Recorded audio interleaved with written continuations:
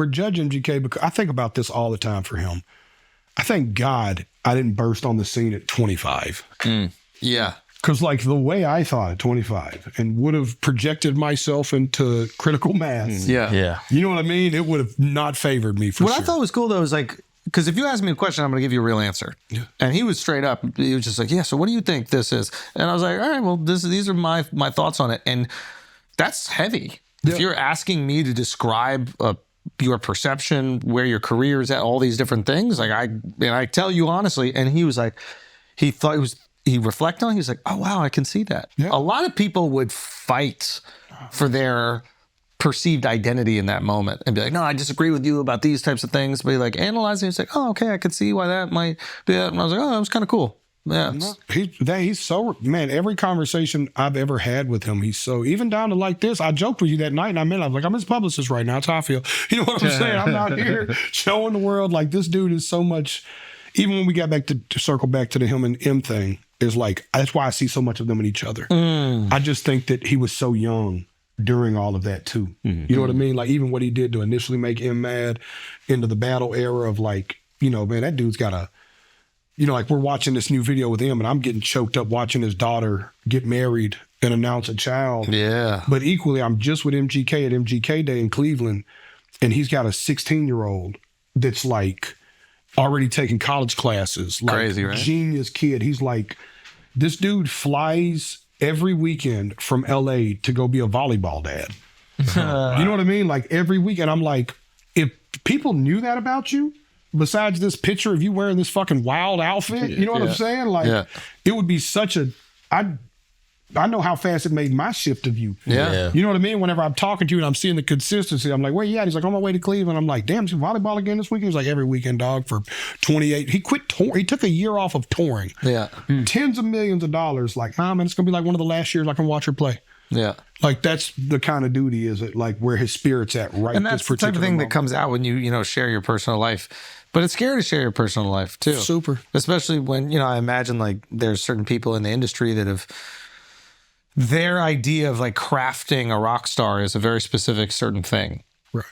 And they're like, no, we have to keep you as mysterious and weird and all this other stuff. And he might be like, okay, well, yeah, I like doing rock and I like dressing weird, but I also like going to volleyball games with my daughter. And that's often more relatable than the mystery. I think he like grew up in Egypt too or something. Like, doesn't he have like Christian missionary parents or something like that? I know his mother's like a Viking or something like that. That's why he got all the blacks. I swear, man, like super. It's a crazy story, man. That's why he got all that blackout shit tattooed on him. It was crazy. He told me one night the full story, but I was really high. I was really. So I don't want to butcher that story completely. When was the last time you tied one on? When was the last time you really went for it? SNL. Oh, really? Of course. Late night? We came out of a burlesque bar. Came out of a burlesque bar at 8 o'clock in the morning with Post and MGK. Wow. Literally, the box or something like that. Oh, yeah. Fire. Oh, you went. Super awesome.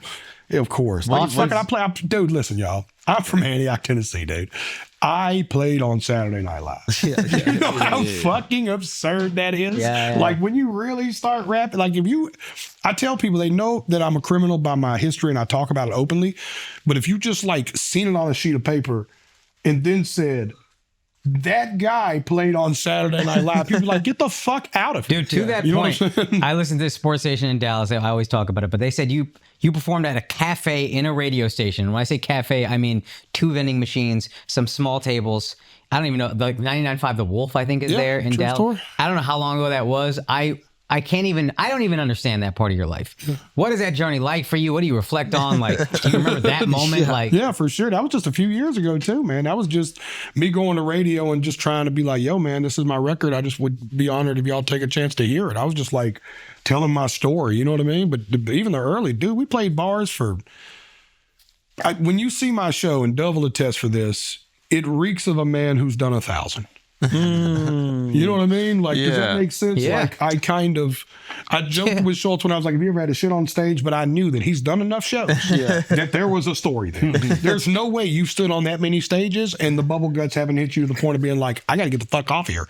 You know what I mean? There's a difference between people who have had like years on the road, especially with comics, and then comics who like kind of blow up quick. And they can be funny, the comics that blow up quick, but there's different chops on stage. Yeah. And I imagine the same thing is probably multiplied by 10 when it comes to bands or when it comes to music. Like there's no replacement for a decade of shitty shows. Because that is going to put you in every scenario possible. Dude, it's the TikTok era. Ooh, man, this is good, Schulz. Yeah. Has done this so much because these kids will blow up and be able to sell 2,000 tickets, but have never done a single show in their life. Yeah, I mean, you saw it with... Or 3,000 or 5,000. With all due respect, like you saw with Ice Spice in her earliest shows, like here's this girl that goes from not doing anything to these like massive shows, and she had to learn how to perform. You got to learn how to perform in front of the world. Like she had to, and imagine how scary that is. You go from rapping in some random studio to having 10,000 people in front of you, and you're just like, fuck, it's not just saying the words anymore. I got to dance. I got to have charisma. It's a different game. It is a totally different game. It's also about them getting honest booking agents. I'm watching this Aaron Hernandez thing on FX right now. And it was so interesting when he's meeting with his agents. Have y'all seen it yet? No. I've heard it's pretty bad, to be honest with you. They say that about all the FX shows like that. But I'm so into the story, I would watch animation of whatever happened to that story. It's crazy to me. I've watched everything you can about it. But it was interesting. I'd never seen the side of him meeting with the agents. And whether it's true or not, it reminded me of the TikTok era because all these agents are coming in and they're like, you're a first round draft pick, you're a superstar. And then one agent comes in and goes, you're going to be lucky if we get you picked in the third. Oh, wow. And he's like, I've already picked my guy. Get out of here. He said, I will. But if they told you what's happening at the combine, and he just kind of starts leaning in like, they didn't tell you got to answer questions for 3 hours, did they? They didn't tell you that all 52 teams get to ask you questions for 3 hours apiece? Did they tell you this? And he's going, he said, yeah, that's because some other agents are lying to you. Call me when you realize what's really going on. Oh, wow. So he ends up picking that guy, though. Yeah. But it's like, that's happening in the TikTok world because some agents going in with their mom and dad, sometimes these TikTokers, right? And this agent's going, I can get y'all making $20,000 a show right now. We're going to go right into theaters. We're going to do. And then they go meet another booking agent who's the right guy who goes, look, I think we need to go play this like 300 cap room circuit. Let's go do like 40 of these. Just get her familiar with standing on stages, looking at people in the eye. We'll put her in theaters in the spring, slowly next spring. We'll ramp her up and we'll put her on an amphitheater tour in 3 years with somebody. And they're like, fuck you. And they go to the agent that puts them in front of 2,000 people. And they go out and fucking blow it. And it sucks. And everybody reviews it. And the internet and all their TikTok fans review it. Start arguing with each other about how bad the show is. I see it happen in my business all the time. Yeah. You know what I mean? And the ones who do it right are the ones who go out of... Jesse Murph, the one I did Wild Ones with. Yeah. Example of doing it right. She could have came out the gate selling thousands of tickets. Man, they sent that girl over to Australia. They sent her to the UK to do clubs.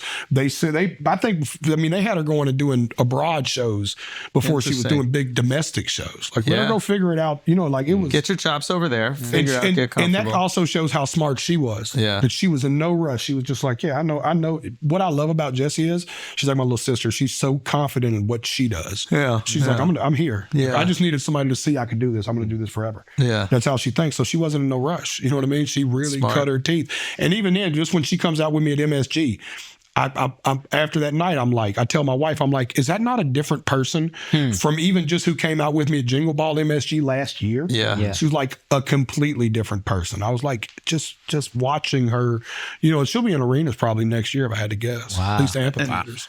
Can I say just about his show without spoiling like what the show entails? One thing I'll say, and I was with Vala at the show, it's a stadium show in an arena, which I think the last time I made that comment was when we saw like Travis Scott. But just in terms of using the whole room, where I'm like, you'll be at MetLife doing this same thing where there's multiple stages, there's the runway that you're on, and I'm like, this guy is using it. And it's not only that, we've seen enough shows at MSG now that we can compare. It's, you could just play up against that end stage and you're just seeing a concert.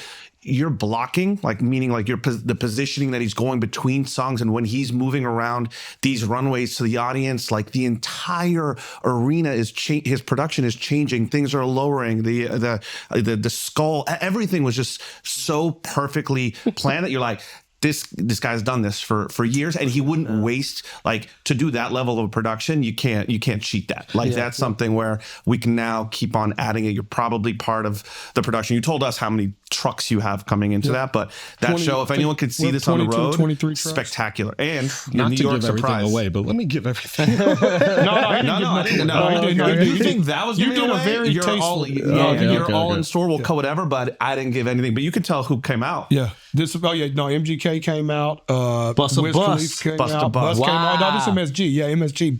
Busta Bus came out. Wow. Bus came and out, he dog. can perform his ass off, dude. Listen, man, I have a rule that I don't watch a performer without stealing something. It's my personal rule.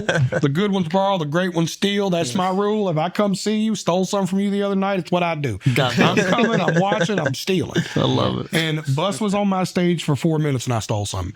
That's how good he is. What'd he do? 4 minutes. What'd he do? 4 minutes. His opening was so old school hip hop. It was like, so I set it up. There's this really, my show is really, I'm telling a story. Yeah. But I'm telling two stories, right? But they're the same story in the end. The story of music, the story of the therapy of music and how we all grew up listening to different kind of music. Yeah. And I do this by like playing my music and then I'll throw covers in there to show the crowd like, oh, you don't think you know country music, but Yeah. and then I have a trick where I'm like, you don't think you listen to hip hop, but I do it in the form of a story, which I'll tell you off camera because I want you to punch it up. But but I set it up and I set the story up. You heard me set the story up, and I'm like, yeah, and I grew up listening. I'm in New York, so I'm playing to it. I'm like, I grew up listening to 50 Cent, which I did. I grew up listening to Jay-Z. I grew up listening to Big L. I grew up listening to shit like. And then Bus comes out, right? Oh. And it comes out, it's like one of them hip hop, like, da, da, da, hold up, da, da, da, turn the music up, da, da, da, da, da, Jellyroll, ba, ba, da, ba, da. And every time the beat would break, he would just scream something else, left side, oh, da, ba, ba, da, right side, oh, and him and Spliff. Yeah. Oh, yeah. And I'm watching them, dude, I'm standing behind them, having I got them on my legs now, a goosebump moment. And I'm like, that's why this dude is one of the greatest performers in hip hop history. Like, Man. like What song did he come out to? fuck, I don't remember the first record. It went into Break Your Neck. Don't this hit make my people wanna jump, jump. He did like a 3 minute. It was so hard to keep. He did a 3 minute medley. And did He all did the a hits. medley of all the hits. He Yeah, did a 4 minute medley, and I think I heard a piece of every one of his hits. It was crazy. He even put in the Past the Cavassier, but just the musical part as an interlude funny. into another big hit. That's fine. So it didn't even come in. It was just that dear, don't this hit make my people wanna? And it was just so, and I was just like, man, what a way to Dude, do we were it. broke when I first moved to LA, so we would just go see rappers at like the late night shows, like Conan or Carson or whatever the fuck Conan film like it's in New York. But we saw him at like Carson Daly or something. The room is half full. He comes out, fucking destroys in a way. I've been to rap concerts. I haven't seen anything like this outside of Travis Scott. And everybody, and then one girl walked out and she was like, man, I saw him at the House of Blues. Bottles were literally shaking on the bar just from how much everybody was jumping. Like he's crazy performer.